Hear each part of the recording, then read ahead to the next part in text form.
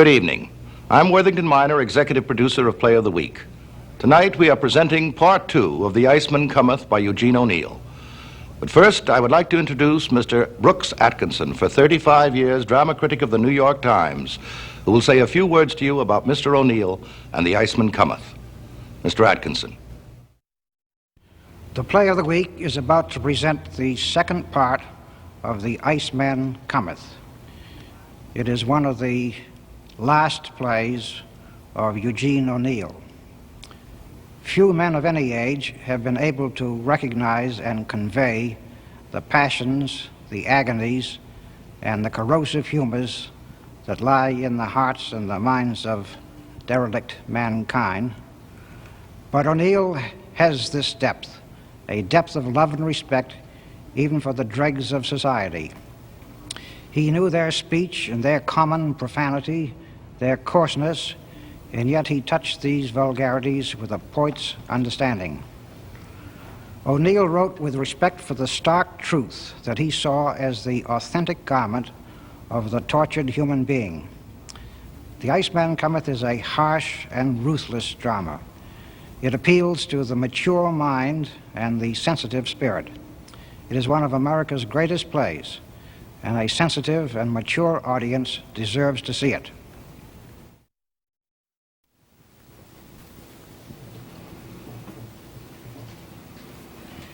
If I ain't a sap to let Chuck kid me into working his time so he could take the morning off. But I got sick and tired of arguing with him. I says, all right, get married. What's it to me? I think he's got both of them bugs. Some party last night, huh? Jeez, what a funeral. It was jinx from the start. But his telling about his wife croaking put the KO on it. It turned out it wasn't a birthday feast, but a wake. And all the gang sneaking upstairs, leaving free booze and eats like they was poisoned. It didn't do them no good if they thought they'd shake him. He's been hopping from room to room all night. You can't stop him. He's got his reform wave going strong this morning. Did you notice him drag Jimmy out the first thing to get his laundry and his clothes pressed so he wouldn't have an excuse? And all the rest have been brushing and shaving themselves with the shakes. And he didn't come to my room. He was afraid I might ask him a few questions. Yeah? Don't look to me he was scared of you. I'd say you was scared of him. You'd lie then. Don't let him kid you, Rocky. He kept his door locked. I couldn't get in either. Yeah, who you think you're kidding, Larry? He showed you up all right. Like he says, if you were so anxious to croak, why didn't you hop off your fire escape long ago? Because it would be a coward's quitting, that's why. He's all quitter, Rocky. You lying punk. Remember what I Where'd you get a license to butt in? Shall I give him the bum's rush, Larry? If you don't want him around, nobody else don't. Let him stay. I don't mind him. He's nothing to me. You're right. I have nowhere else to go now. You're the only one I have left to turn to. You're a soft old sap, Larry. He's a no-good louse like Hickey. He don't belong. I'm all in. Not a wink of sleep. I can't keep my peepers open.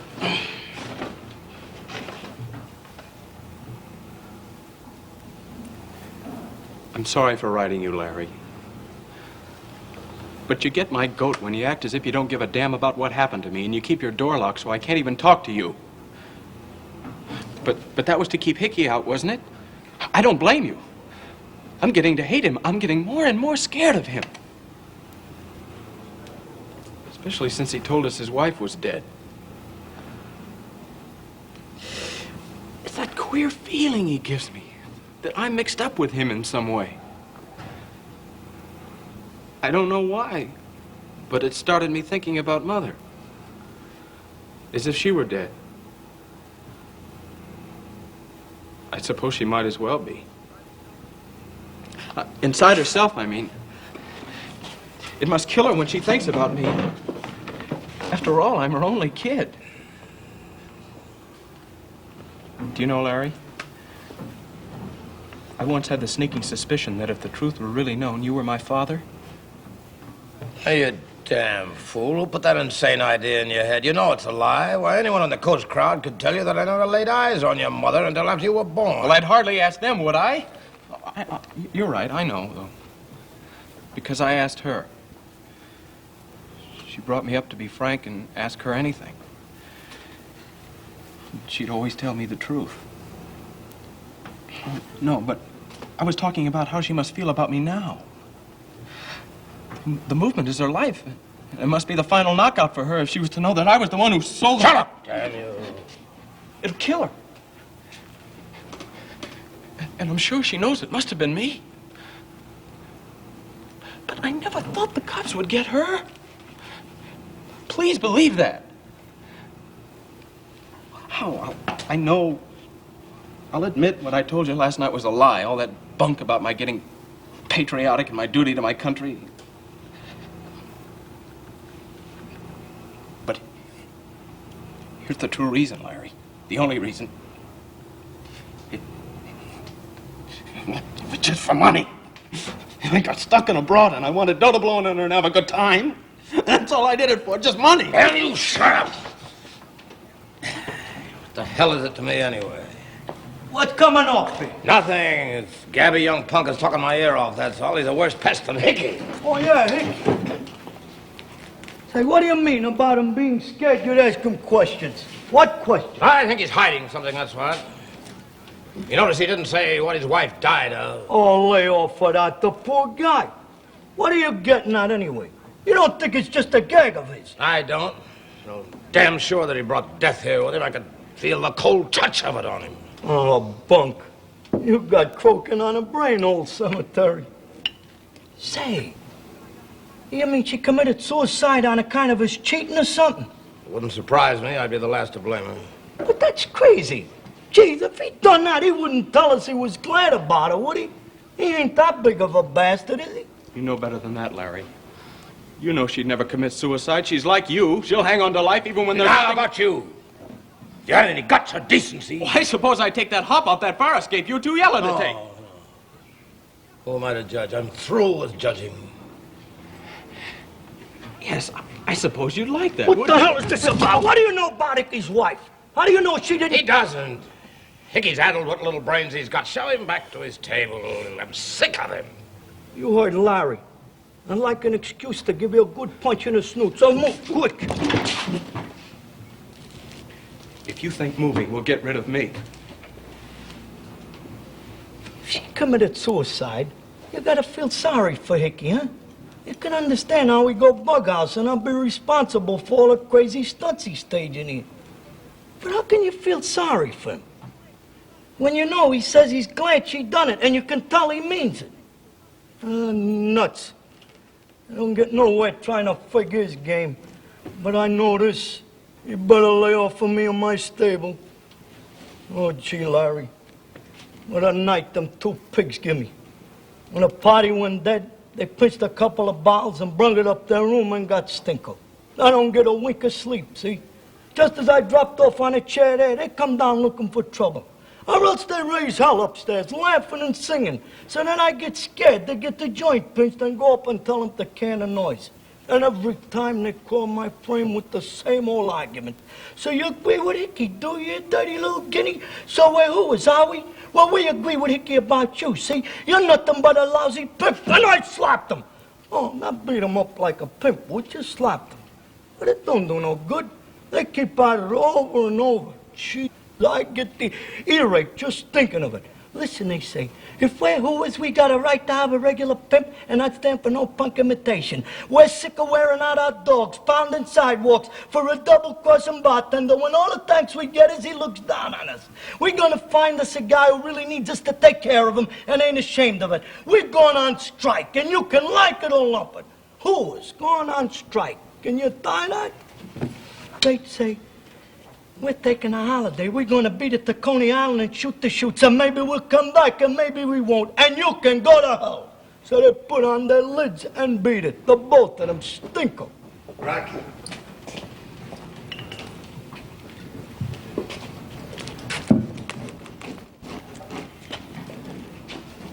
Cora wants a sherry flip for her knives. Sherry Flip.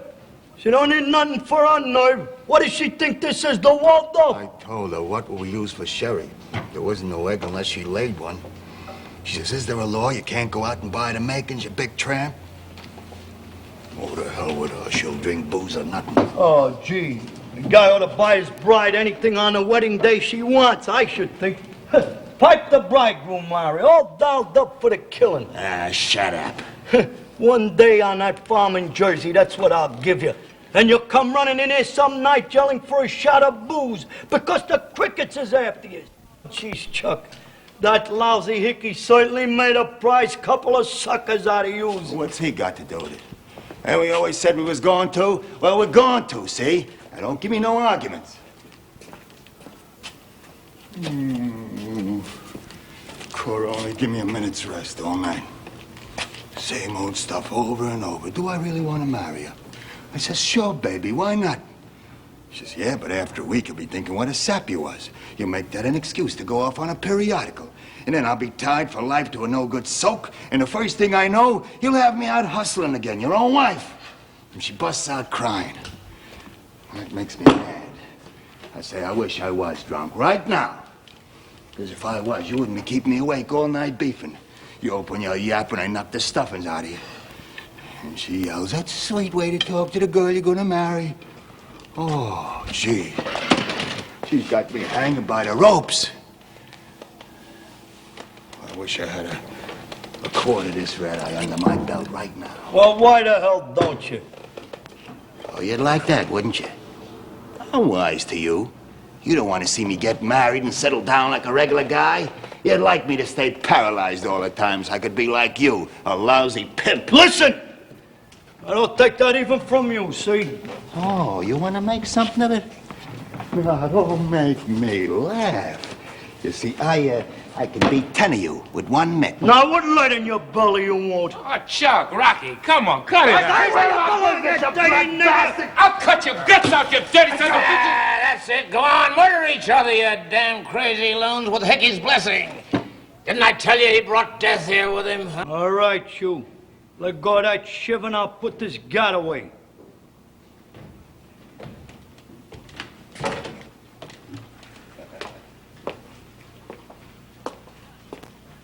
Hello, little people. Never mind. Soon you will eat hot dogs beneath the willow trees and drink free wine. That champagne was not properly iced. Rotten damn liar, Hickey. Does that prove I want to be aristocrat? I love only the proletariat. I will lead them. I will be like a god to them. They will be my slave. Oh! I'm very drunk, old lady. I talk foolishness. I'm so drunk, Larry, old friend. Am I not? I don't know what I say. Yes, you're raving drunk, Hugo. I've never seen you so plastered. Lay your head down now. Sleep it off. Yeah, I should sleep. I'm so crazy drunk.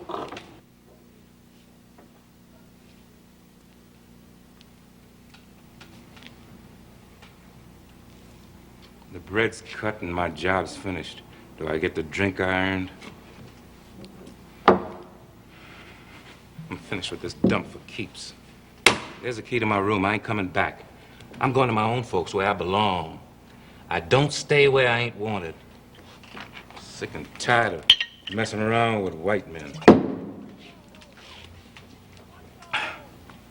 What the hell? I'm just saving you the trouble, white boy. Now you don't have to break it as soon as my back's turned, so no white man will kick about drinking from the same glass. I'm tired of loafing around with a lot of bums. I'm a gambling man. I'm gonna get in a big crap game. Yeah. And I'm gonna win me a big bankroll. And I'm gonna come back here, and after I get my gambling house open for colored men, I'm gonna visit the bums. Yeah. Maybe I throw a $20 bill on the bar, and I say, drink it up. And listen while you pat me on the back, and you say, Joe, you sure is white.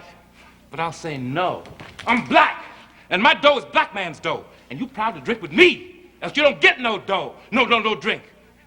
Or maybe I'll just say you can all go to hell. I don't lower myself drinking with no white trash, and that ain't no pipe dream. I'll get the dough for my steak today, somehow, somewhere. If I gotta borrow a gun someplace and stick up some white man, I get it. You wait and see. Can you beat the nerve of that dinge? If I wasn't dressed up, I'd go out and mop up the street with him. Let him go. Him and his gambling house. He'll be coming back tonight asking Harry for his room and bumming me for a ball. Then I'll be the one to smash the glass. I'll learn him his little place. Oh, here's another one, all dolled up. You look sick, Willie. Here, take a ball. I'll pick you up. Oh, thanks. The only way to stop is to stop. I have no chance if I went to the DA's office smelling of booze. Oh, you really going there? I said I was, didn't I? I came back here to rest a few minutes, not because I needed any booze. Cheap drummer, I don't have to have any Dutch courage. Still, he's been very kind and considerate staking me. He can't help his insulting manner, I suppose. My feet are a bit shaky yet.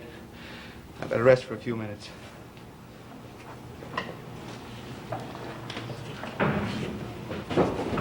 Here's another one. Good morning, gentlemen all, and a jolly fine morning it is, too. Yes. An eye-opener? No. I think, Dr. Rocky, it's not required, old chum. I feel extremely fit, as a matter of fact. I can't say I slept much, thanks to that interfering ass Hickey and that stupid bounder of a bar. I've had all about it, all I can take from that fellow. This was my own fault, of course, for allowing a brute of a Dutch farmer to become familiar. But it's come to the parting of the ways now, and good riddance. Which reminds me, here's my key. I shan't be coming back, you know. Oh, no. Sorry to be leaving good old Harry and the rest of you, but I cannot bear to spend another day under the same roof with that... Oh, good Lord. So Hickey's kidded the pants off of you, too, huh? You think you're leaving here, huh? Yeah. That's what he kids himself. Yes, I am leaving, as a matter of fact, Rocky, but that ass Hickey has nothing to do with it. I've been thinking things over. It's time I turned over a new leaf. He's going to get a job. That's what he says. What at? Well, anything. I mean, nothing manual, of course. Anything that requires a little bit of brains and education. There's a pal of mine at the consulate. He promised that any time I felt an energetic fit, he'd get me a post for the Cunard, clerk in the office, something of the sort, you know. Yeah. The Limey consulate, they promise him anything to get rid of him. They're afraid to call the police and have him pinched for fear it would a scandal make about a Limey officer and a gentleman. As a matter of fact, Rocky, I only wish a post temporarily. Means to an end, you know, save up enough for a first-class passage home. Yeah, he's going to sail away to home sweet home. That's the biggest pipe dream of them all. What little brains that poor Limey has, that whiskey hasn't mixed up, that Hickey has made crazy. Yeah, Hickey ain't made no sucker out of you, huh? You're too foxy. But you think you're going out and land a job, too. I am, yeah. And for me, it's easy. Because I put on no airs of gentleman. I'm not afraid to work with my hands. I was a farmer before the war when the bloody Limeys steal my country. And anybody can see that I ask for a job, that I've got the strength to do the work of 10 ordinary men. Yes, Chuck, you remember he gave us an extraordinary example of his extraordinary muscles last night when he helped to move the piano. You couldn't even hold up your corner. It was your fault the damn box almost fell down the stairs. But my hands were sweaty. Could I help it if my hands slipped? I could the weight of it lift all alone. Well, once in the old days in the Transvaal, I lift by the axle an ox cart with a full load. So why shouldn't I get a job, huh? I show that bloody Limey, and that liar Hickey, too. And I need only work a little while to get money for my passage home. I only need a little money because I'm not ashamed to travel in steerage. I don't put on first cabin airs. And when I am coming to my country, they let me come in. There was a rumor in South Africa, Rocky, that a certain Boer officer, if you can call the leaders of a rabble of farmers' officers, kept advising Cronje to retreat and not to stand and fight. And I was right. He was surrounded at Poordeberg. He had to surrender there. Good strategy, no doubt, but a suspicion grew into a conviction among the Boers that the officer's caution was prompted by a desire to make his personal escape. Oh, his countrymen were extremely savage about it, and his family disowned him. So I imagine there would be no welcoming committee waiting on the dock for him, nor delighted relatives making the felt ring with their happy cries. Lies! Lies, you Gottverdammte Limey! I, too, have heard rumors about a limey officer and a gentleman who, after the war, gambled away all his money when he was drunk. Only it was regiment money he gambled away. Come on! Let him come. Let him come. I've seen them come before. At Modder River, Magersfontein, Spionkopje, waving their silly swords, so afraid they couldn't show how brave they was. Now you listen to me, you Cecil, you. Many times before, when I'm drunk and kidding, I say I'm sorry I missed you. Well, now I'm sober, and I don't joke, and I say it. Then you can't say that Hickey hasn't the miraculous touch to raise the dead when he can start the Boer War raging again. Yes, well, it's time I was on my merry way to see the chap at the consulate. The early bird catches the job, what? Yes, well, goodbye, Rocky, and good luck, everyone. Well, if that bloody limey can go, I can go.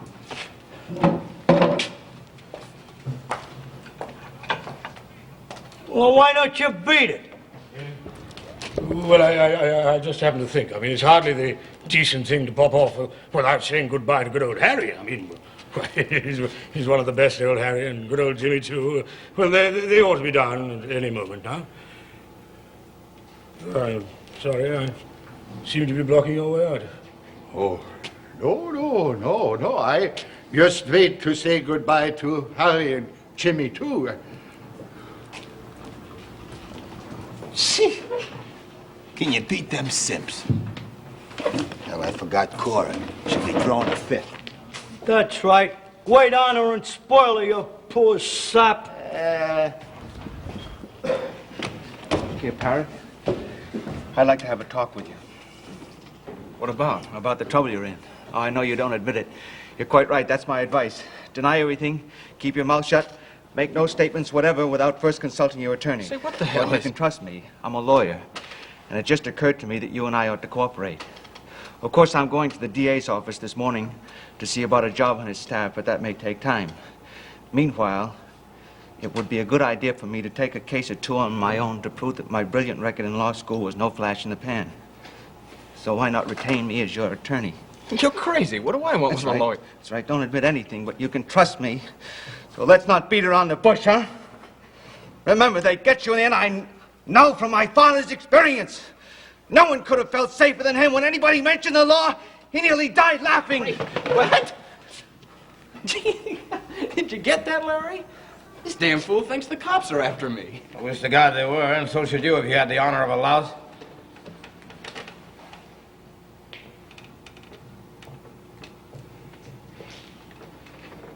And you're the guy who kids himself he's through with the movement?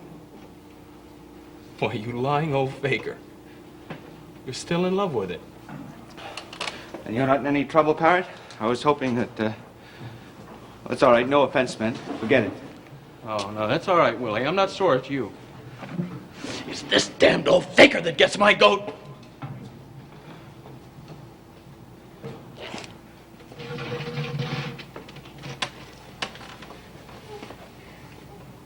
It's really Mother you still love, isn't it?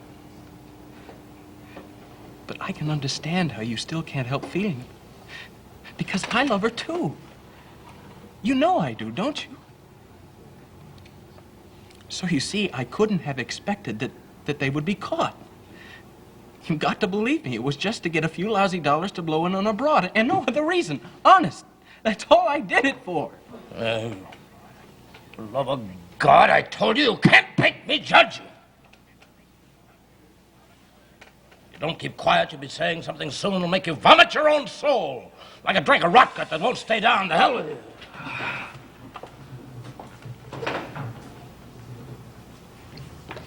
two-faced Larry. You've got to help me. Shut him up, Rocky.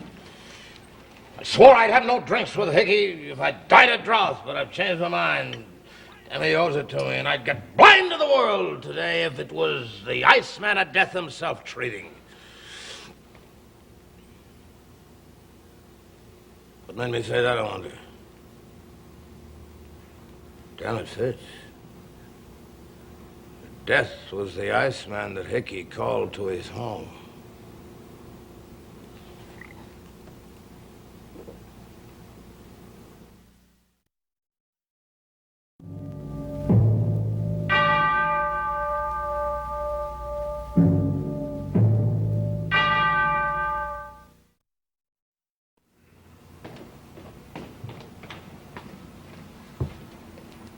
Morning, Rocky. Hello, Larry. I'm glad to see Brother Hickey hasn't corrupted you to temperance.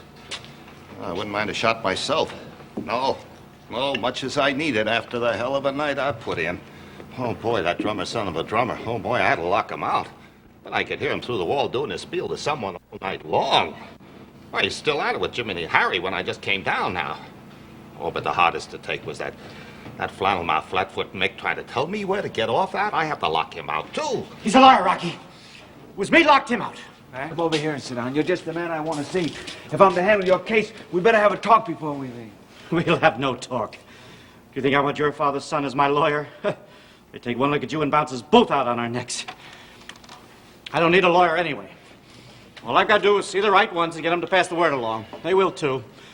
They know I was framed. Oh, God, I'll be glad to leave this crazy house. There's my key, Rocky. And here's mine. I'd rather sleep in the gutter than spend another night under the same roof with that loon Hickey and a lying circus grifter. And if that hat fits anyone here, let him put it on. Why, you... Oh, Rocky! Oh, good night! Take it easy. The birds give me a pain. It'd serve you right if I wouldn't give you the keys back to you tonight. Hello, everybody. Here we go. Hickey said, hadn't we better beat it if we're really going? So we're showing that no good drummer, ain't we, honey? He's upstairs with Harry and Jimmy. Jeez, them two look like they was going to the electric chair. Hey, come on, honey, let's get out of here. Sure, anything you before he say, comes baby. down. Anything? Sure. Yeah? Well, I say we stop at the first regular dump we come to, and you gotta blow me to a sherry flip. Or 4 or 5 if I want 'em, or else all bets is off. Oh, now you got a big bun on now. Oh, I know what's eating you. Tight wad, all right. We'll use my dough then. You'll take it all right after the ceremony anyway, so I know you here. Keep your lousy dog. Don't show off your legs to these bums when you're going to be married if you don't want to suck in a puss. All right, honey. Hey.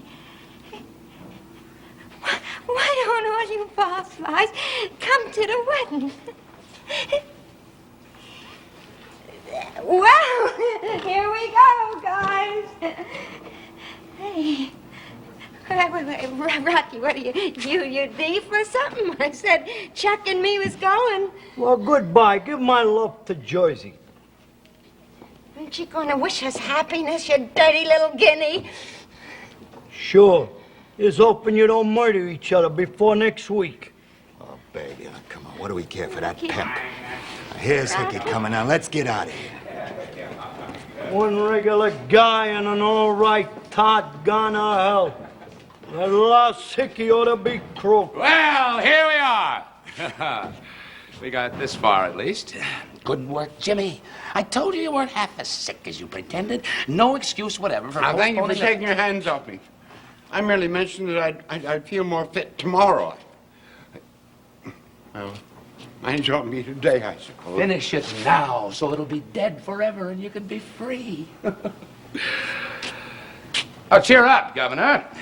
You found your rheumatism didn't bother you coming downstairs, didn't you? I told you it wouldn't. Why, you're the damnedest one for alibis, Governor. As bad as Jimmy. What's that? Can't hear you. You're a liar. I've had rheumatism off and on for the last 20 years, ever since Bessie died. Everyone knows that. Yes, everyone knows it's the kind of rheumatism you turn off and on. Oh, we're on to you, you old faker. Well, what are all you bums staring at? Think you was watching a circus? Go on off about your business like Hickey told you. Yes, Harry, I certainly thought they'd have the guts to be gone by this time. Or maybe I did have my doubts. Because I know exactly what you're up against, boys. I know how damn yellow a man can be when it comes to facing himself. And yet, as I've told you over and over, it's exactly those damn tomorrow dreams which keeps a man from making peace with himself. So you've got to kill him, like I did mine. Well, come on, boys, let's get moving. Who'll start the ball rolling? You, Captain.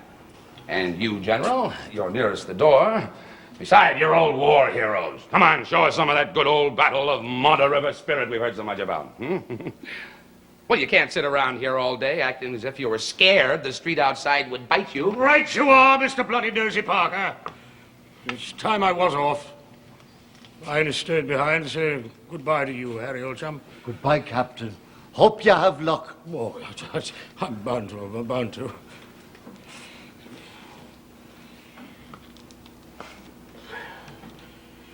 What?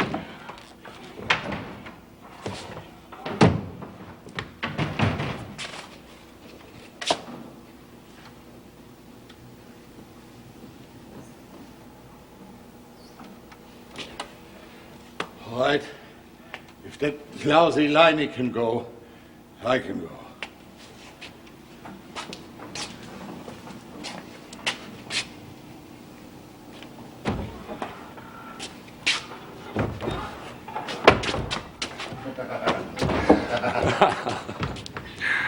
Next. Come on, Ed. It's a fine summer's day, and I'm sure the lure of the old circus lot must be in your blood.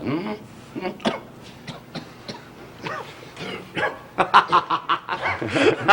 the stuff, man.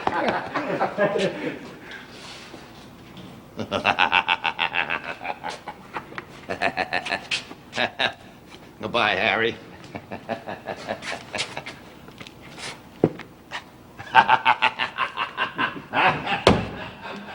That lying grifter has the guts.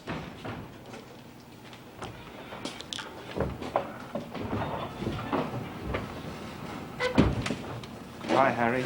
And thanks for all your kindness. Bye, Willie. That's the way, Willie. The DA's a busy man. He can't wait all day for you, you know. And now it's your turn, Jimmy, old pal.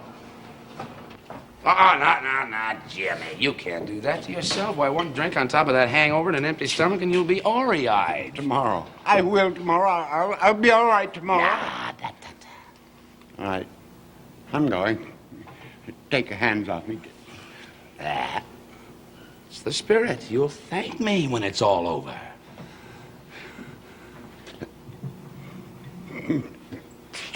Dirty swine.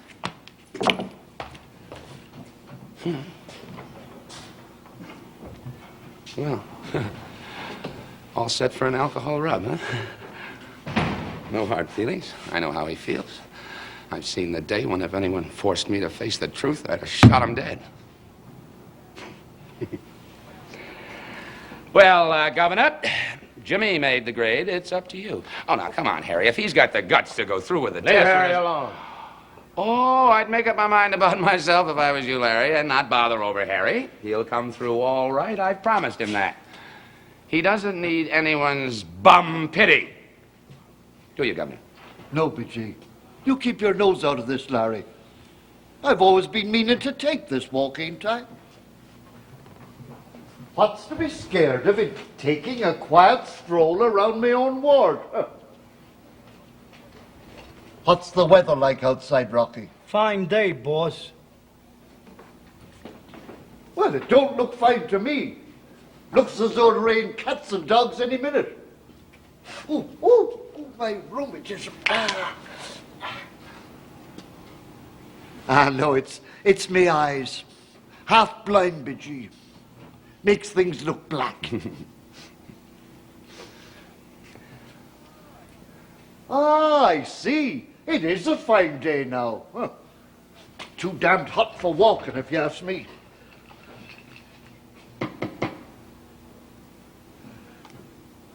Oh, well, it might do me good. Sweat some of the booze out of me. Oh, I've got to watch out for them automobiles, though. You know, there was none of them around the last time 20 years ago. And from what I can see of them from the window there, they'd run over you as soon as look at you. Yeah. Well, not that I'm scared of them. Well able to look after myself.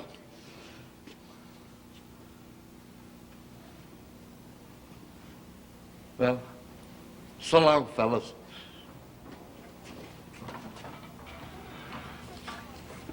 Well, come on, Hickey, it's time we got started. Oh, no, Harry, can't be done. You've got to keep a date with yourself alone. Well, a hell of a guy you are.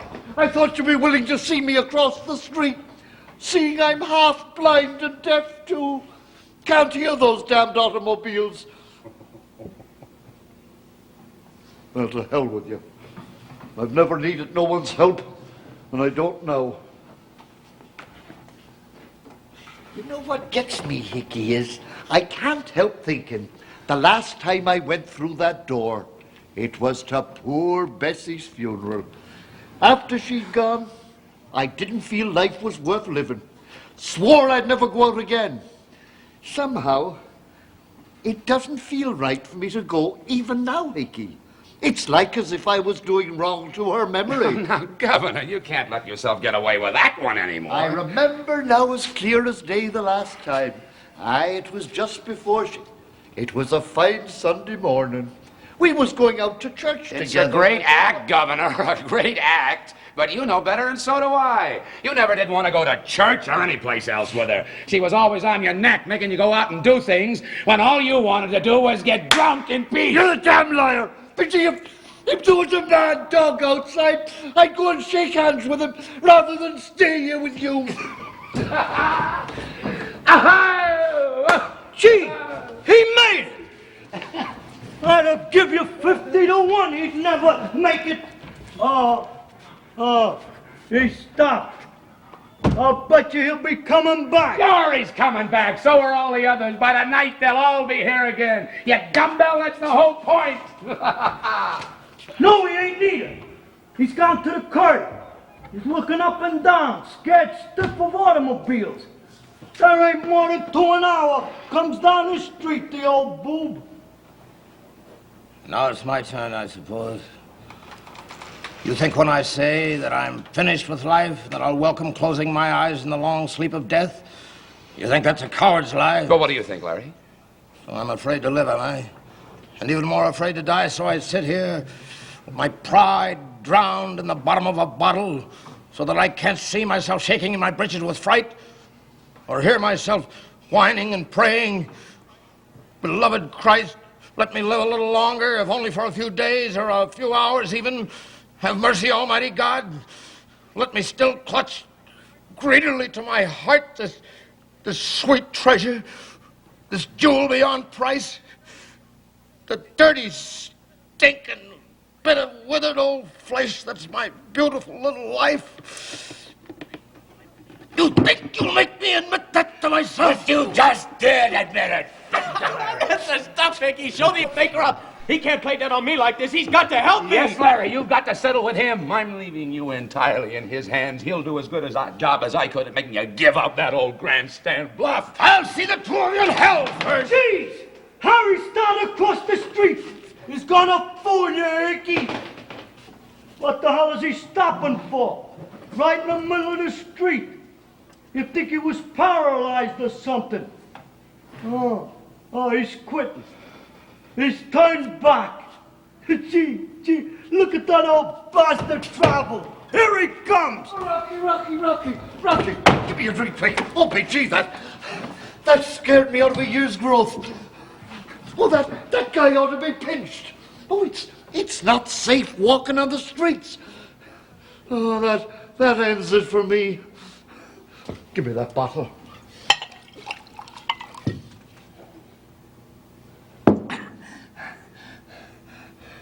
You seen it, didn't you, Rocky? Seen what? That automobile, you dumb wop. But gee, the guy driving it must have been drunk or crazy. He'd have run over me if I hadn't jumped. Larry, have a drink. Ah, come on, everybody have a drink. Rocky, have a cigar. I know you hardly ever touch it. This is one time I do touch it. And I'm gonna get stinko, see? And if you don't like it, you know what you can do. Jeez, Harry, I thought you had some guts. I was betting you'd make it and show that four-flusher up. Automobile, hell. Who do you think you're kidding? There was no automobile. You just quit cold. Well, Pitchy, I ought to know it. It almost killed me. Now, Governor, don't be foolish. You faced the test and come through. You're rid of all that nagging dream stuff now. You know you can't believe it anymore. Larry, you seen it, didn't you? Oh, come on. Have a drink, Larry. Have all you want. Ah, we'll go on a grand old souse together, Larry. You saw that automobile, didn't you, Larry? Sure I saw it, Harry. You had a narrow escape. Damn, I thought you were a goner. What in the hell is the matter with you, Larry? You know what I told you about the wrong kind of pity. Leave Harry alone. Do you think I was trying to harm him, the fool way you act? My oldest friend. What kind of a louse do you think I am? There isn't anything I wouldn't do for Harry. All I'm trying to do is to fix it so he'll finally be at peace with himself for the rest of his days. And if you'll just wait until the final returns are in, you'll find out that's exactly what I've done. Come on now, Governor. Don't be stubborn now that it's all over and dead. Give up that ghost automobile. Yes. What's the use now? All a lie. There was no automobile. But something ran over me. Must have been myself.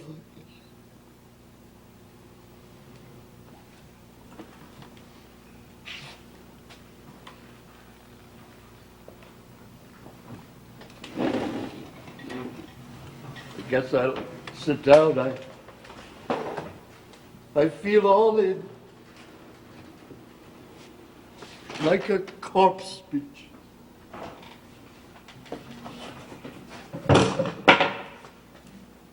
Hello, Hugo.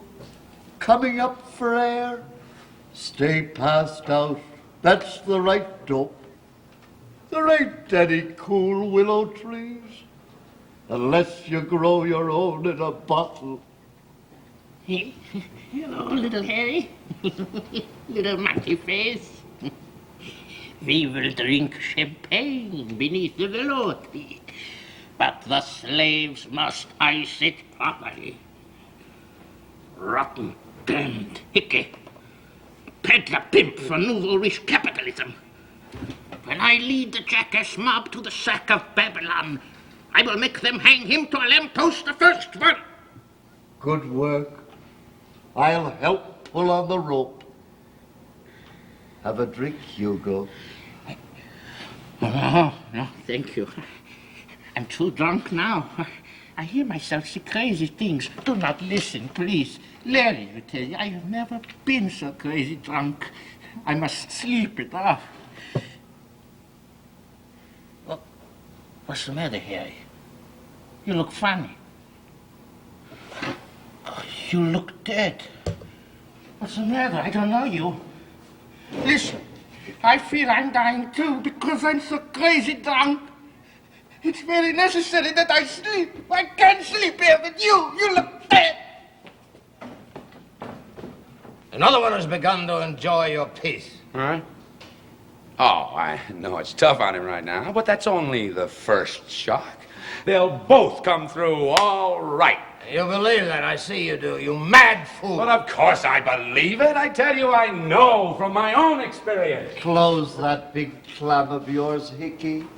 You're a worse gabber than that nagging bitch Bessie ever was. Jeez, did you hear that? What's wrong with the booze? There's no life in it. Jeez, Larry, Hugo had it right. He does look like he croaked. Don't be a damn fool. Give him time, he'll come through all right. You're all right, aren't you, Harry? I want to pass out like Hugo. It's the piece of death you brought in. That's a lie! Well, you did manage to get a rise out of me that time, didn't you, Larry? It's just that I think such a hell of a lot of Harry. How's it coming, Governor? Getting over the first shock. Relieved and not guilty anymore. You've been monkeying with the booze, too, you interfering bastard. There's no life in it anymore. I want to pass out. Let's all pass out. Who the hell cares? Well, I admit I didn't think it would hit him quite so hard. He's always been such a happy-go-lucky slob like I was. Of course, it hit me hard, too. But only for a minute. And then I felt as if a ton of guilt had been lifted off my mind. And I knew what had happened was the only possible way for the peace of all concerned. What was it, Hannah? Tell us that. Don't try to get out of it. I want a straight answer. I think it's something you drove someone else to do. Someone else? How did your wife die? I noticed you kept that a pretty big secret so far. For some reason. Well, that's not very considerate of you, Larry. But if you insist on knowing, there's no reason why you shouldn't. It was a bullet through the head that killed Evelyn. So you drove your poor wife to suicide, huh? I knew it. And now I don't blame her. I do almost as much myself to get rid of you. It's what you'd like to drive us all to do. Oh, no. I'm sorry. Rotten louse to shove that in your face. Oh, that's all right, Larry. But don't jump at conclusions. I didn't say poor Evelyn committed suicide. Why, it's the last thing she'd ever have done as long as I was alive for her to take care of and forgive. I mean, if you'd known her at all, you'd never get such a crazy suspicion. No, I'm sorry to tell you, my poor wife was killed. She was murdered? You're a liar, Larry. You must be crazy to say that to me. You know she's still alive. Murdered? Who done it? Don't ask questions, you dumb wop. It's none of our business. Leave Hickey alone. Still the old grandstand bluff, huh, Larry? Or is it some more of your bum pity? The police don't know who did it yet, Rocky, but I expect they will before long. Well, coming along fine now, aren't you, Governor? Beginning to feel free from lying hopes and guilt and at peace. Somebody croaked your Evelyn. My bets are on the Iceman. And who the hell cares? What did you do to the booze, Hickey? There's no life in it. Don't look at me like that, Larry. You've got to believe what I told you. It had nothing to do with her. It was just to get a few lousy dollars. Buy me a drink, don't be fool. But no more wine. It's not been properly iced. You rotten, damn stupid proletarian slaves. Buy me a drink or I'll have you shot. Oh, please, for God's sake. I cannot sleep. I am not drunk enough.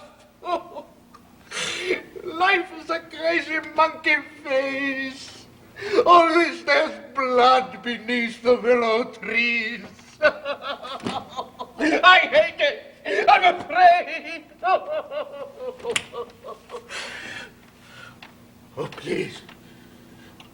I'm crazy drunk. I say crazy things. Oh, for God's sake, don't listen to me.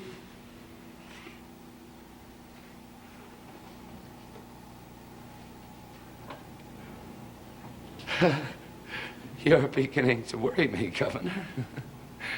Something's holding you up somewhere. I don't see why. You've done what you had to do to get rid of your nagging pipe dream. Oh, I know it knocks you cold, but only for a minute. And then you'll see it was the only possible way to peace. And you'll feel happy, like I did. That's what worries me about you, Governor. It's time you began to feel happy.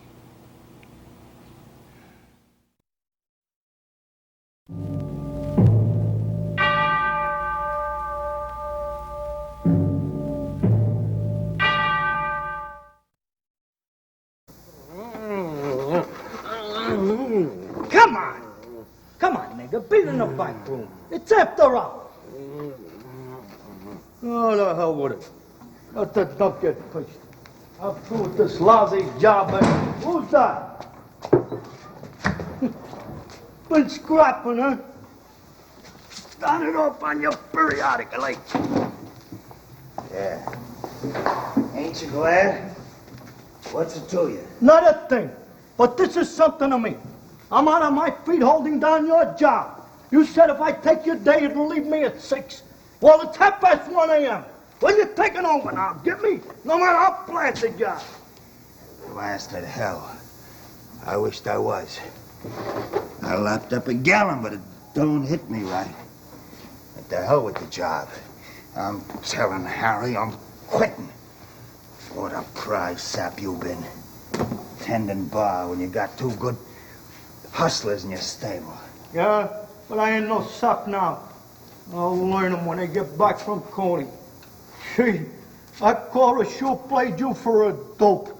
Feeding you that marriage on a farm hop. Hickey got the right dope. It was Flips on me, woke me up. All the way walking to the ferry. Every gin mill we come to, she dragged me in. I got to thinking.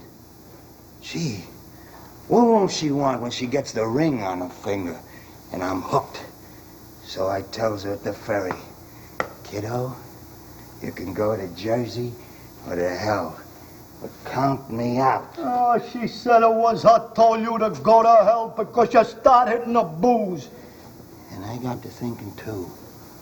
Gee, won't I look sweet with a wife that if you put all the guys she stayed with side by side, they reached to Chicago? Yeah, that kind of dame. You can't trust him. The minute your back is turned out, cheating with the Iceman or somebody. Hickey done me a favor, waking me up. It was fun, kinda. Me and Cora, kidding ourselves. And where's that no good bastard Hickey? And I want just one suck at that guy. Piano! Just one! Piano, keep away from him! Fuck little do no more! Keep away from I'm gonna take a chance on going to the chair! Piano! He ain't here now anyway. He went out the phone. He said he wouldn't call from here. But I got a hunch he beat it. But if he does come back, you don't know him. If anyone asks, you get me? The chair.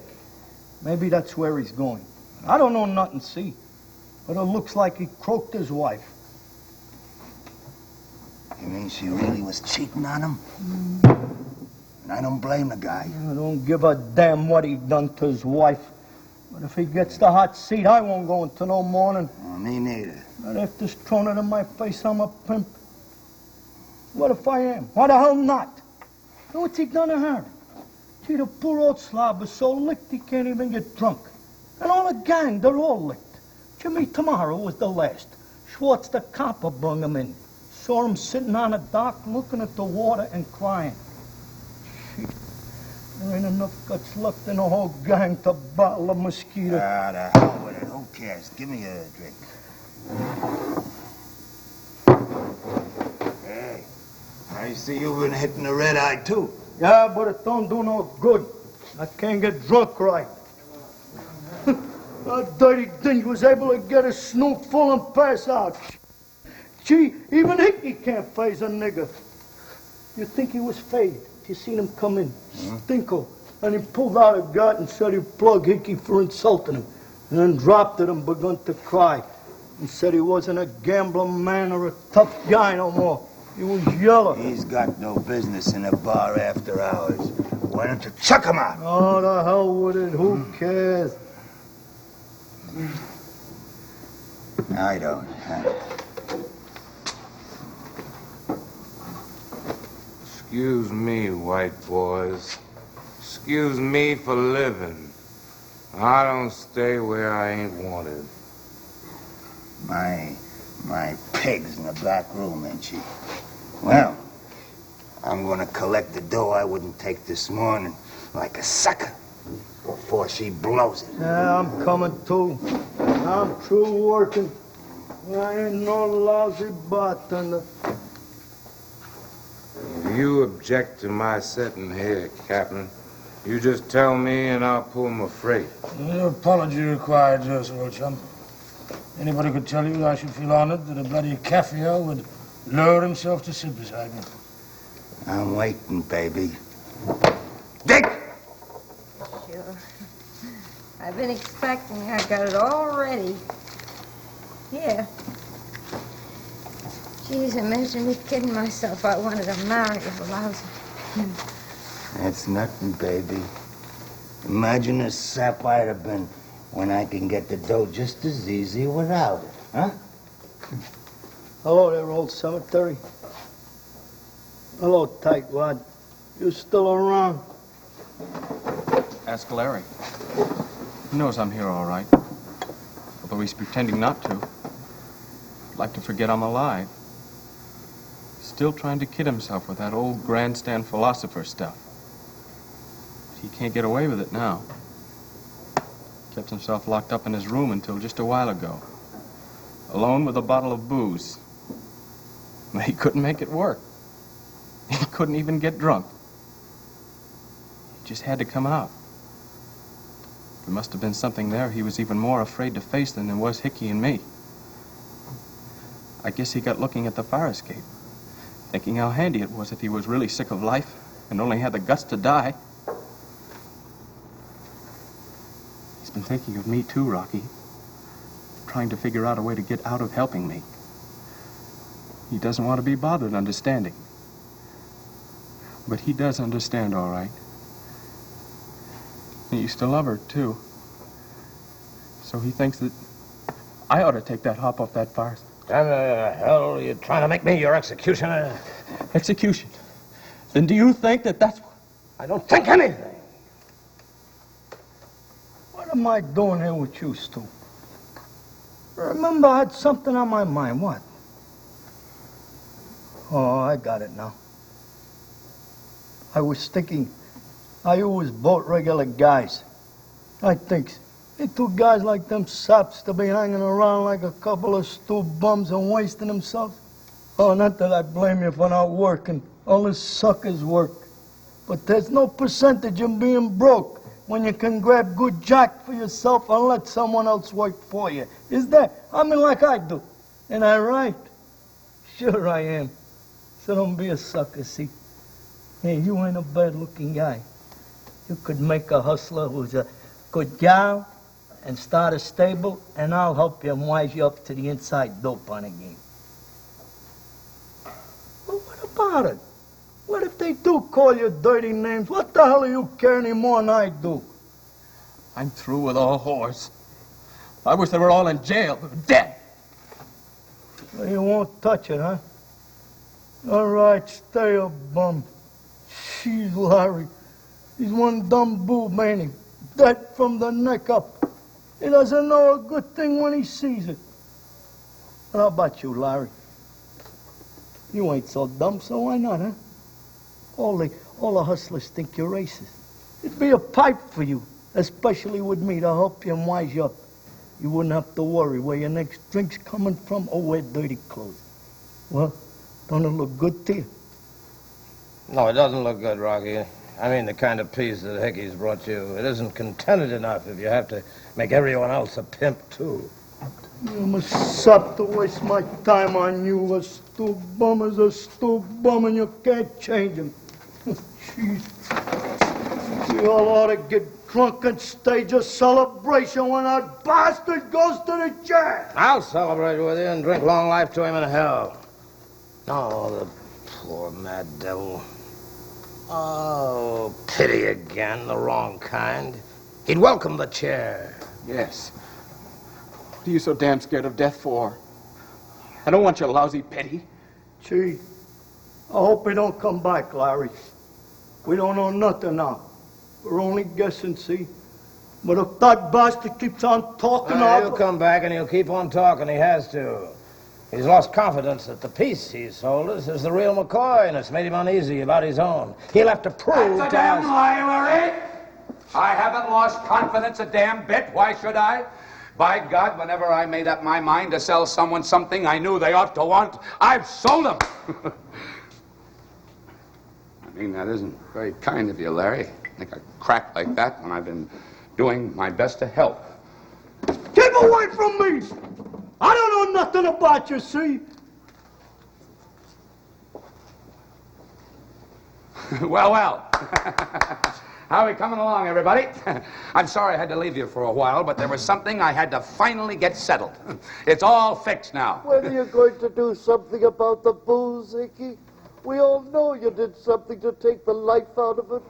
It's like drinking dishwater. We can't pass out, and you promised us peace. Oh, for God's sake, Harry, are you still harping on that damn nonsense? You've kept it up all afternoon and night, and now you got everyone else singing the same damn crazy tune. I've had about all I can stand. That's why I followed. Excuse me, boys and girls, I didn't mean that. I'm just worried about you when you play dead on me like this. I thought by the time I got back, you'd be like you ought to be. Oh, but I've explained all that a million times. You've all done what you needed to do. By rights, you should be carefree and contented now, without a single damned hope or lying dream left to torment you. But here you sit, acting like a lot of stiffs, cheating the undertaker. I can't figure it, unless it's just your damn pig-headed stubbornness. Oh, hell. Don't act this way with me, gang. You're my old pal. Only friends I ever have. You know, the one thing I want is to see you all happy before I go. There's damn little time left now. We've got to get busy right now and find out what's wrong.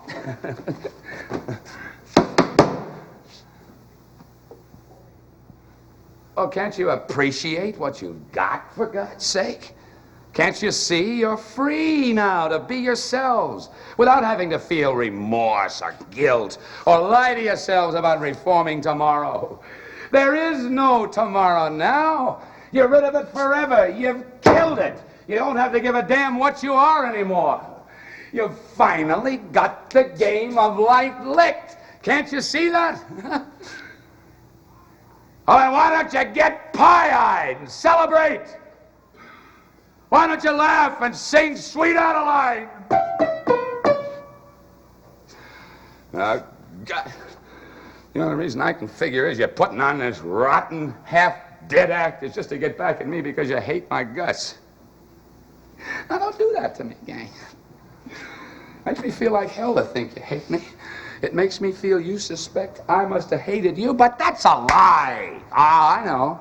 I used to hate everyone in the world that wasn't as rotten a bastard as I was, but that was when I was living in hell, before I faced the truth and saw the one possible way to free poor Evelyn and give her the peace she'd always dreamed about. I'll put a bag over it. To hell with Evelyn.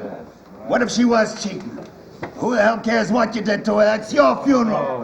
We don't give a damn, see? All we want out of you is keep the hell away from us and give us some rest. The one possible way to make up to her for all I'd made her go through, so she could be rid of me, and I couldn't make her suffer anymore, and she wouldn't have to forgive me again. Now, I saw I couldn't do it by killing myself, as I'd wanted to for a long time. That had been the last straw to her. She'd have died of a broken heart to think I'd do that to her. She'd have blamed herself, too. And I saw I couldn't do it by just running away. She'd have died of grief and humiliation to think I could do that to her. She'd have thought I stopped loving her. You see, I loved Evelyn, and Evelyn loved me, and that was the trouble. It's been so damned easy to find a way out for her if she hadn't loved me so much, or I hadn't loved her. But as it was, there was only one possible way. I had to kill her.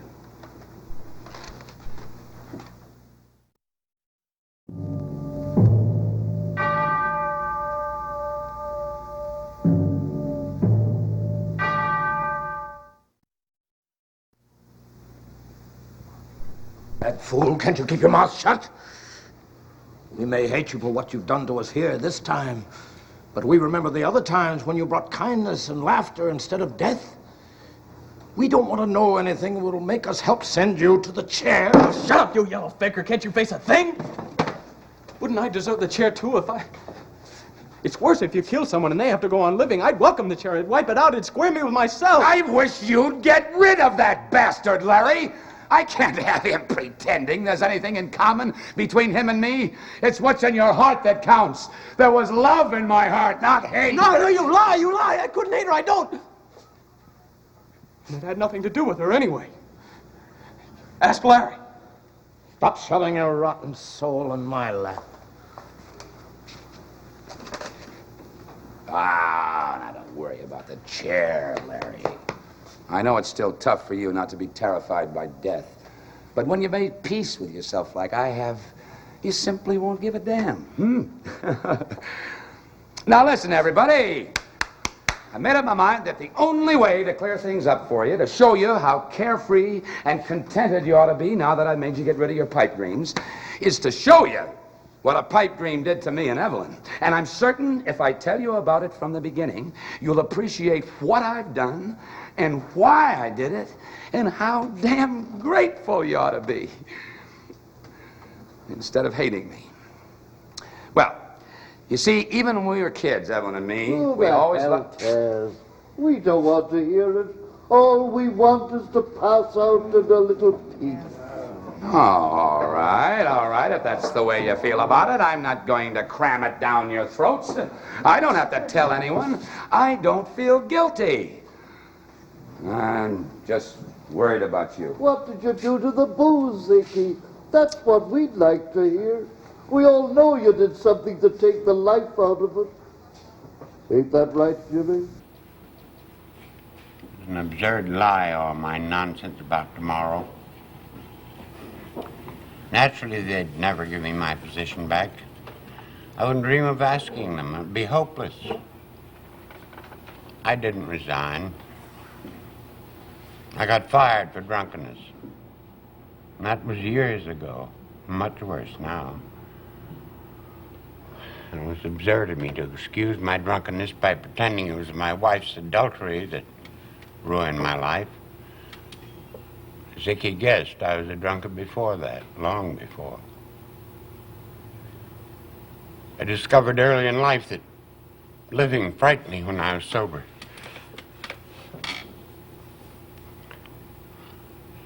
I've forgotten why I married Marjorie. I can't even remember if she was pretty. She was a blonde, I think, but I couldn't swear to it. I had some idea of wanting a home, perhaps.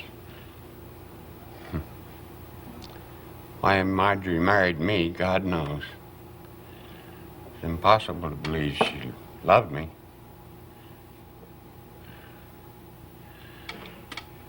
She must have known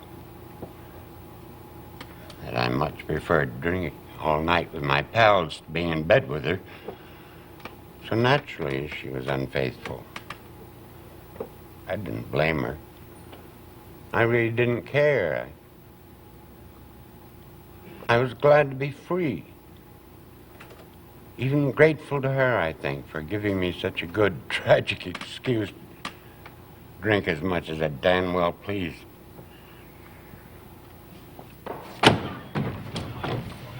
Guy named Hickman in the back room. Think I know the names of all the guys. Listen, you. This is murder. It was Hickman himself phoned in and said we could meet him here around 2. Oh, so that's who he phoned to. All right, if he asks for it. He's that guy sitting alone. If you want a confession, all you gotta do is listen. He'll tell you all about it. You can't stop the bastard talking.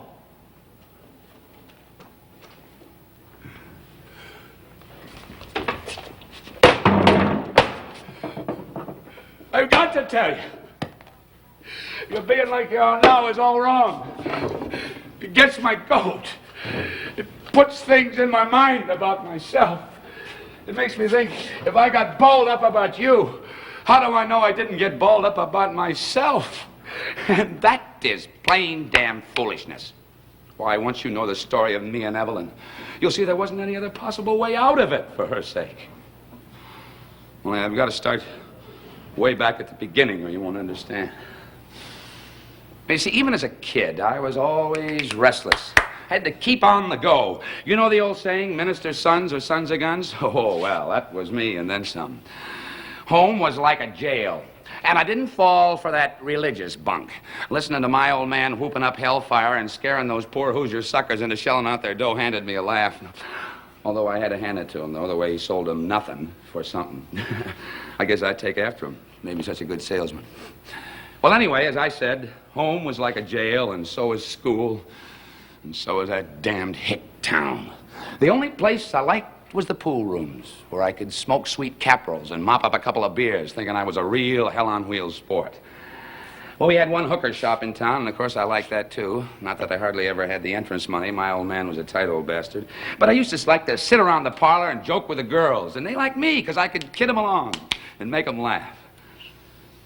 Well, you know how a small town is, hmm? Everybody called me a no-good tramp. Well, I didn't give a damn what they said. I hated everybody in that place. That is, except Evelyn. I loved Evelyn, even as a kid. And Evelyn loved me. I love Mother, Larry. No matter what she did, I still do. Can't you say something? Yes, sir. As far back as I can remember, Evelyn and I loved each other. She always stuck up for me. Never would believe the gossip, or she'd pretend she didn't. No one could convince her I was no good. Evelyn was stubborn as hell once she'd made her mind up. Even when I'd admit things and ask her forgiveness, she'd make excuses for me and defend me against myself. She'd kiss me, and she'd say she knew I didn't mean it and I wouldn't do it again. And I'd promise I wouldn't. I'd have to promise. She was so sweet and good, even though I knew damn well No, sir, you couldn't stop Evelyn. Nothing on earth could shake her faith in me. Even I couldn't.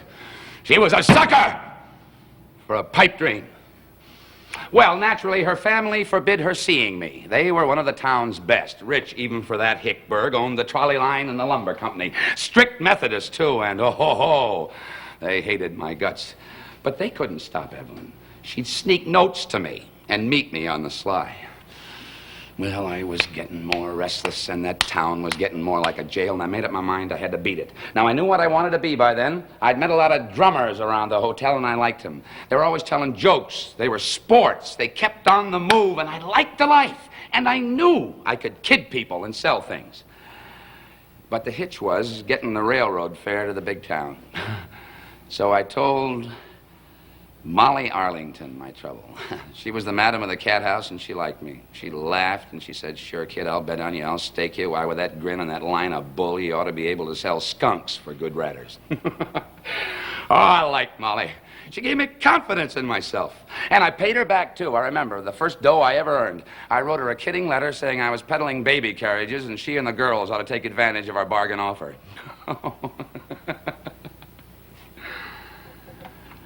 Yeah, but that's getting ahead of my story. Last night, before I left town, I had a date with Evelyn. I got all worked up. Couldn't help it. She was so pretty and sweet and good. So I told her straight, "You better forget me, Evelyn. For your own sake, I'm no good and I never will be. I'm not fit to wipe your shoes." And I broke down and I cried. And she said, looking all white and scared,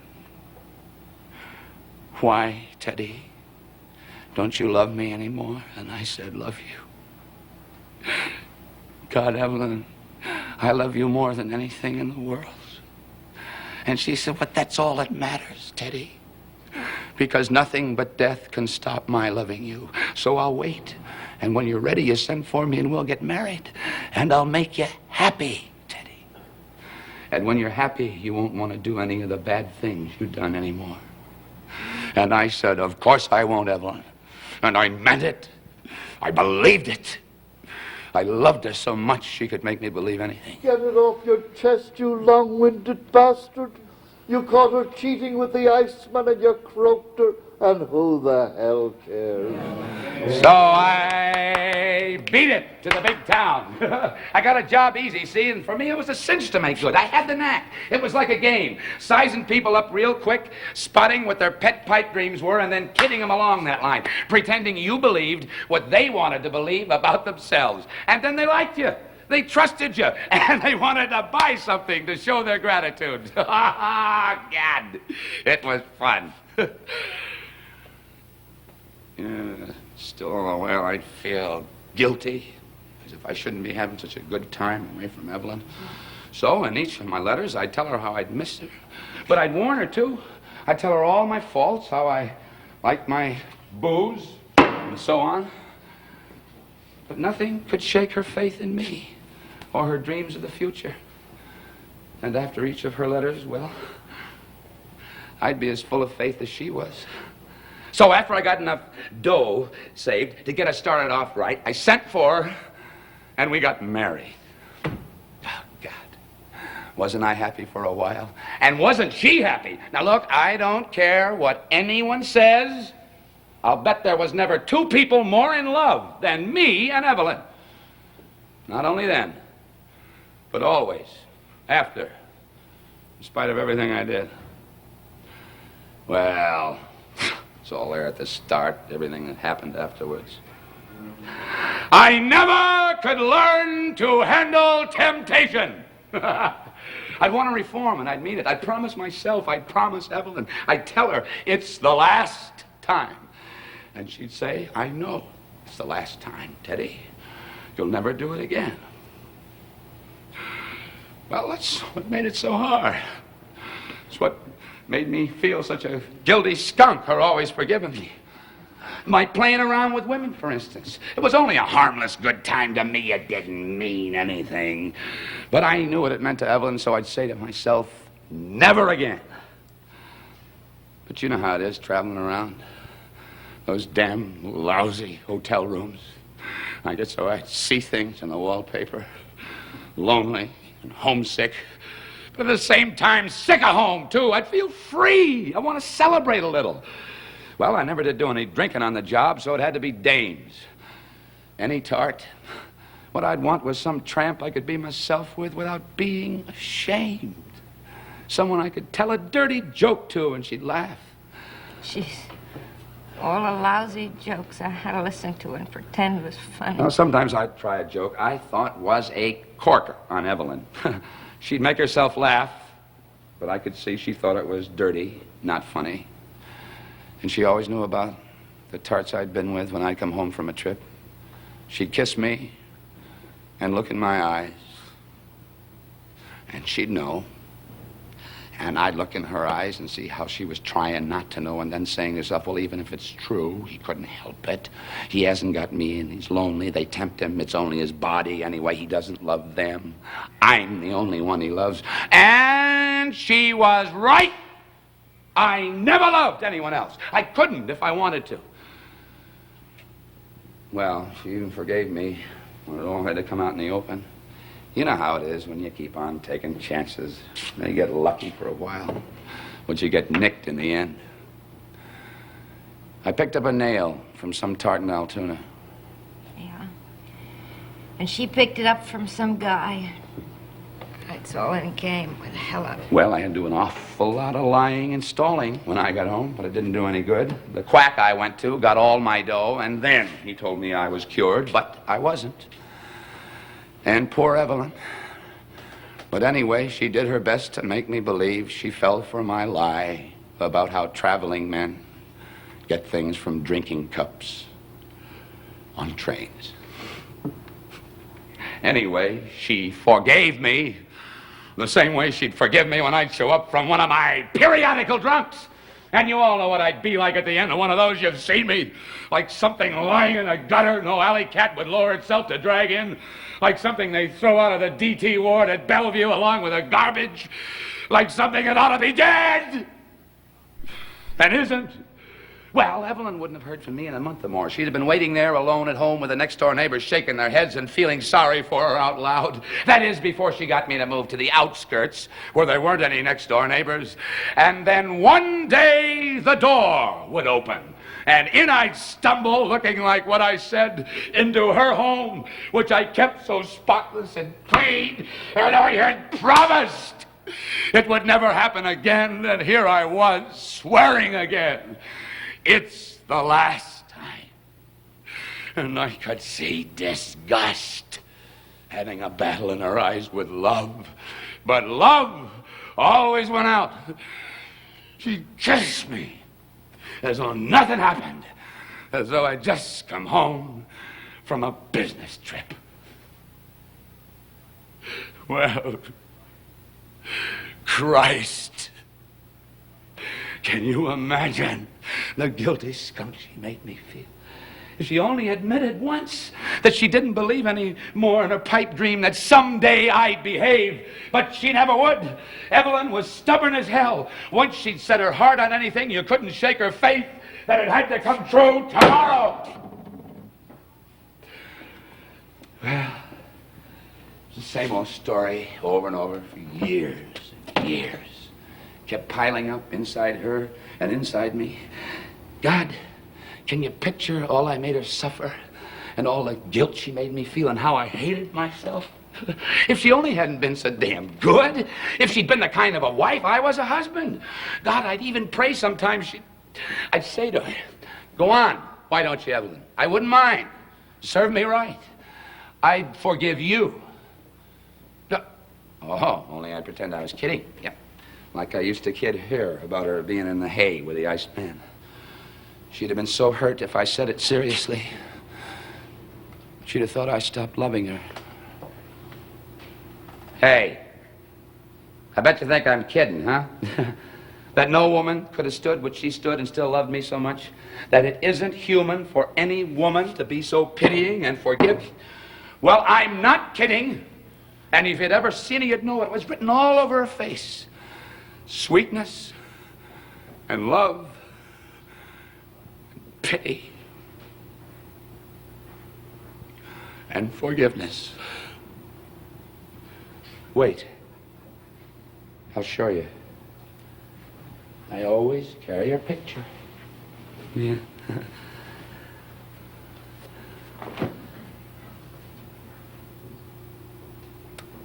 Oh no, I'm forgetting. I tore it up afterwards. I didn't need it anymore. Hickey, jeez. I burned up Mother's picture, Larry. Her eyes followed me all the time. They seemed to be wishing I was dead. Well, it kept piling up, like I said, inside her and inside me. I got so I thought of it all the time. I got so I hated myself more and more, thinking of all the wrong I'd done to the sweetest woman in the world who loved me so much.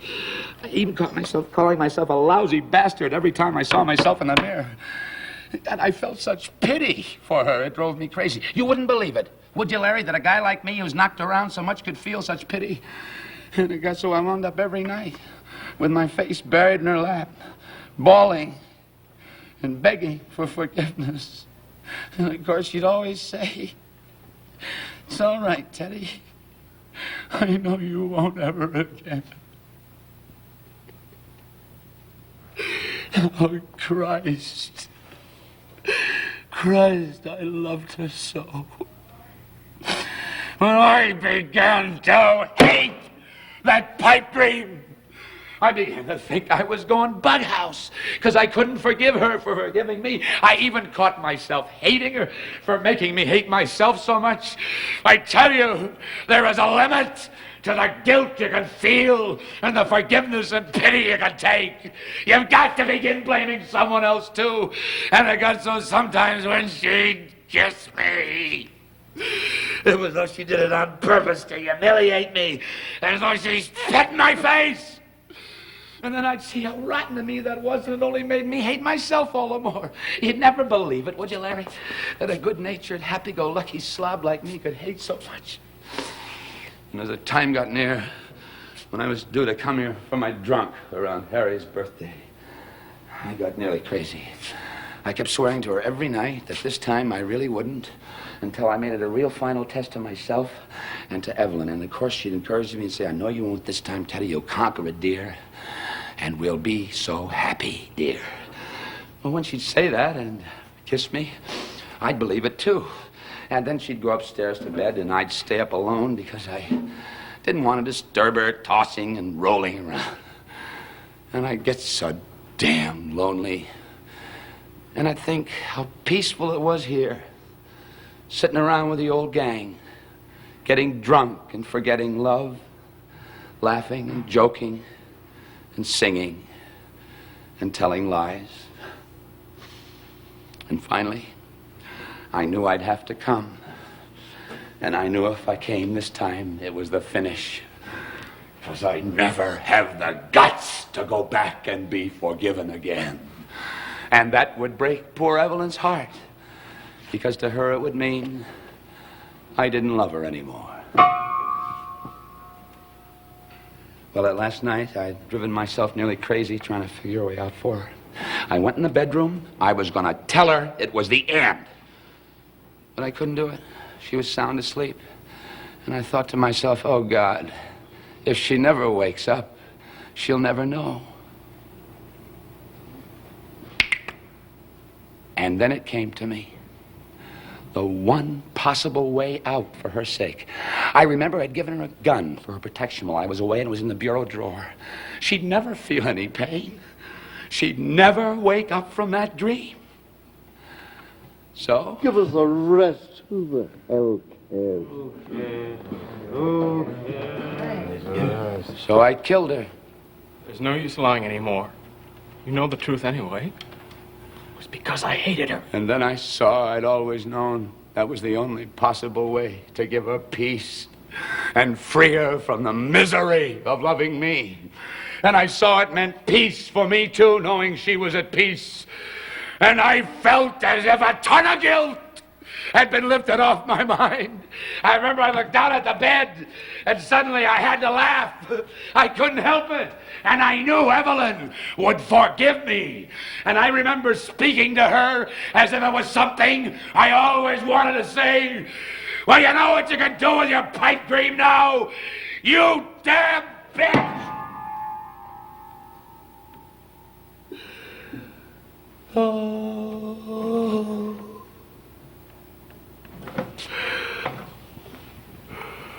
Oh, no. No, I never. Yes, that's it. Her and the old movement pipe dream, eh, Larry? No. No, I never said that's a lie. Well, I loved Evelyn.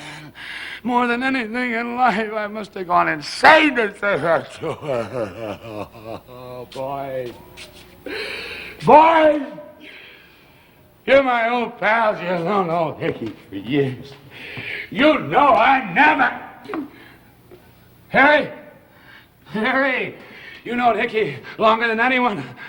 You know I must have gone insane, don't you, Governor? Who the hell? Insane? You mean you really went insane? Yes.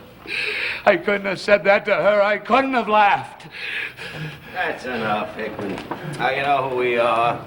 You're under arrest, so come along and spill your guts where we can get it on paper. Oh, wait a minute, officer.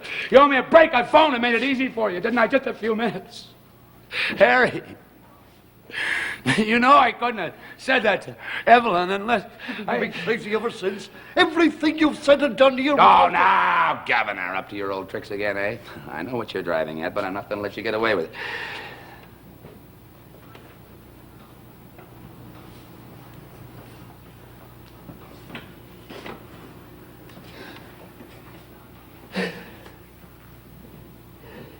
Yeah. I've been crazy ever since. Everything I said and done here. You saw I was insane, didn't you, Governor? Can't I had enough of your act. Save it for the jury. Now listen, you guys. Don't fall for his lies. He's getting a little foxy now. Thinks he'll plead insanity. He can't get away with it. You dumb dick. You've got a cross trying to tell us about Hickey? Why, we've known him for years. Every one of us noticed he was nutty when he first came here. If you saw all the crazy bull he was pulling about bringing us peace, like a bughouse preacher escaped from an asylum, if you'd seen all the crazy things he made us do. We only did them because, well, we thought he'd come out of it if we kidded him and humored him. Ain't that right, fellas? Yeah, sure, Harry. Fine bunch of rats. Covering up for a dirty, cold-blooded murderer. Is that so? Well, you heard the old story of when St. Patrick drove the snakes out of Ireland. They swam to New York and joined the police force. We can believe that now when we look at you. Can't we, fellas? Sure, you cockeyed old bum for a plug nickel like... Come on, you. Oh, I want to go, officer. I should have phoned you from the house right afterward. It was a waste of time, my coming here. I've got to tell Evelyn. But I know she's forgiven me. She knows I was insane. You got me all wrong, officer. I want to go to the chair. Crap. Oh, God, you're a dumb dick. Well, you bonehead, I haven't got a single damn lying hope or pipe dream left. I gotta move on. All I want you to see is I was out of my mind afterward when I left. I was a raving, rotten lunatic, or I couldn't have said that to her. Well, I loved Evelyn better than anything on God's earth. I'd have killed her. Don't worry, Hickey. They can't give you the chair. We'll all testify you was crazy. Won't we, fellas? Sure. He's gone. The poor, crazy son of a bitch. Gee, I need a drink. Maybe we'll have some of the old kick in it now that he's gone. Yeah, boss. Maybe we can get drunk now. May the chair bring him peace at last. Poor, tortured bastard. Yes. But he isn't the only one who needs peace, Larry. I can't feel sorry for him. He's lucky. He's through now. It's all decided for him. I wish it was decided for me. You're the only one who can understand how guilty I am. Because you know her. And you know what I've done to her. You know I'm really much guiltier than he is. You know what I did is a much worse murder. Because she's dead. And yet she has to live. For a while. But she can't live long in jail. She loves freedom too much. And I can't kid myself like Icky that she's at peace. As long as she lives, she'll never be able to forget what I've done to her. Not even in her sleep, she'll never have a second's peace. Jesus, Larry! Can't you say something? And I'm not putting up any bluff now, either. That I was crazy afterwards when I left, and I thought to myself, well, you know what you can do with your freedom pipe dream now, don't you, damned old bitch? Go! Get the hell out of life before I choke it out of you! Go on, go on, go on!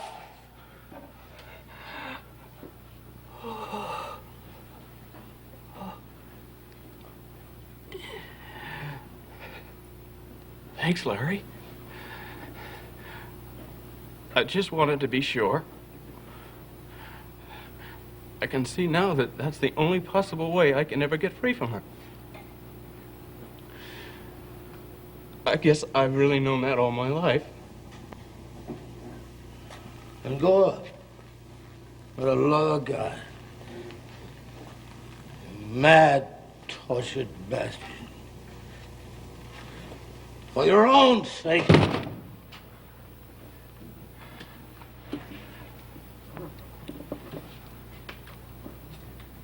Jesus, Larry. That's kind. I just knew you were the only one who could understand my side of it. Hello, little Don. Little monkey face. Don't be a fool. Buy me a drink. Sure I will, Hugo. I will.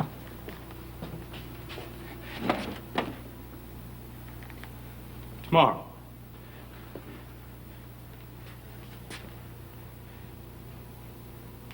Beneath the willow trees. Stupid fool! The Hickey makes you crazy too! I'm glad to take that crazy hickey away to the asylum. He makes me have bad dreams, Larry. He makes me tell lies about myself. He makes me want to spit on all I've ever dreamed. I'm glad they take him to that asylum. I don't feel I'm dying anymore, Larry. He was selling death to me, that crazy salesman.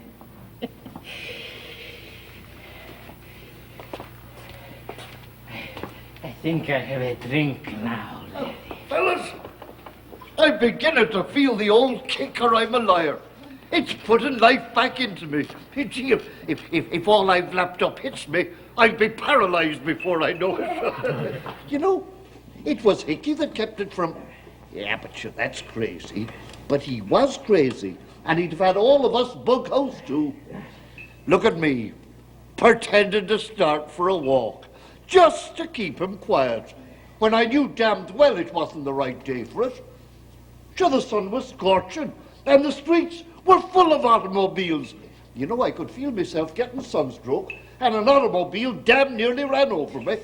Ask Rocky here, he's seen it. Now, didn't you, Rocky? What's that, boss? Hey, gee, all that booze I mopped up is beginning to get me. The automobile, boss. Sure, I seen it. Just missed you. I thought you was a goner. I'm the wife of an honest bartender. Oh, you're a bartender, all right. Nobody can say different to that. But don't pull that honest junk. You and Chuck should have cards in the burglars' union.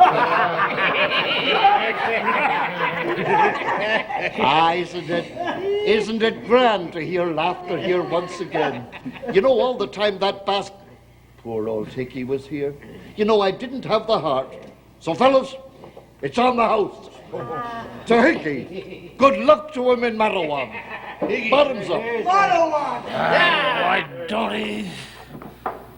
Why don't you what? Don't be a fool. Hickey's gone. He was crazy. You have a drink. What's the matter, lady? You look funny. What do you listen to out in the backyard? Well, I thank God me and Chuck did all we could to humor that poor nut. Ooh. Imagine us going off like we really was going to get married. We ain't even picked out the farm yet. Sure thing, baby. And we kidded him. We were serious. I may say I detected his condition almost at once. All that nonsense about tomorrow, for example. He had the fixed idea of the insane. Only makes them worse to cross them. Same with me, Jimmy. Only I spent the day in the park. I wasn't damn fool enough to... Picture my predicament if I had gone to the consulate. Well, that pal of mine there is a humorous blighter. He would have found me a job out of pure spite. So I strolled about and finally came to roost in the park. And who should I find on a neighboring bench but my old battlefield companion, the boa that walks like a man, who, if the British government had taken my advice, would have been removed from his fettered kraal on the veldt straight to the baboon's cage in the London Zoo. And little children would now be asking their nurses, "Tell me, Nana, is that the boa general, the one with the blue behind?" Hey, well, there's no offense meant, you know, chap. No offense taken, you lousy limey. You know, about our job, I feel just like Caesar. What's the matter, lady? You look scared. What do you listen to out there? No, sir. I wasn't fool enough to get in no crap game. Not while Hickey was around. Crazy people put a jinx on you. I know you know how it is, Ed. Oh, it's no good trying to tell a crazy man that ain't the right time. You know how it is about getting reinstated. Ah, sure, Mac. Same way with the circus. You know, the boys are telling me the rubes are wasting all their money buying food. Times was never so bad. I was never one to cheat for chicken feed, huh? I think I'm getting cockeyed. I think there's a roll cockeyed. Come on, drink up, boys. What's the matter, lady? Why you keep your eyes shut? You look dead. What do you listen to out in the backyard? You crazy fool! You was crazy like Hickey! You give me the bad dreams, too! Oh, there you go! Welcome to the park! You go, sit down. Have a drink. Have 10 drinks. Hello, little Harry! Hello, nice, funny little monkey faces! Warten den Bushma! Soon comes the day of judgment! Give me 10 drinks here. Don't be a fool. Can't wait for 2 good holes. Yeah, we want a drink, quick. Yeah, shake the light out of your pants, pimp. How about a cider? Well, look who's here. Hello there, sweetheart. Gee, I was beginning to worry about you, honest. Oh, is this Oh, again? girls, come in. I'm delighted to see you. Sit down, have a drink. Hey, what's come off here, huh? Where's that louse hickey? The cops got him. He gone crazy and croaked his wife. He'll get motto on him. He ain't responsible. What he pulled don't mean a thing. So forget that hooah stuff, see? I'll not to block up anyone that called you hooahs. I'm full of bastard, full of lead. You're tots. So what the hell of it? You're as good as anyone, see? So forget it, see? Ah, that's our little bartender. But he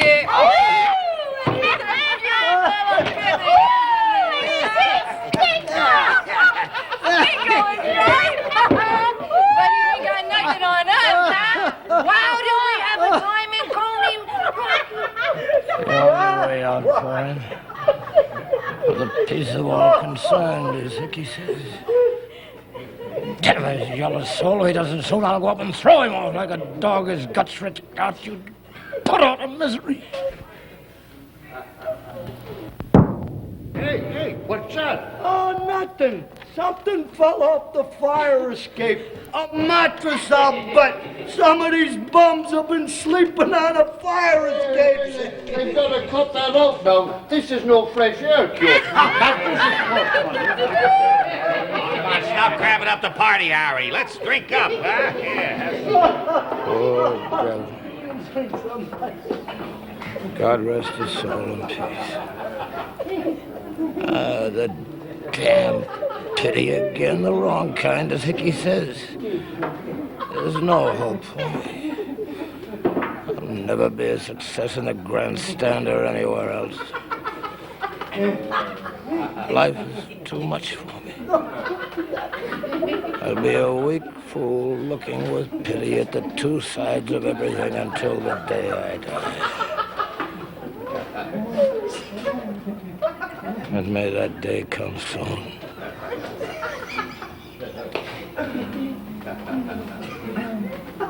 Dan, I'm the only real convert to death that Hickey's made here. From the bottom of my coward's heart, I mean that now. Harry, what you doing over there by yourself? Come on, get paralyzed. I feel like singing. Let's all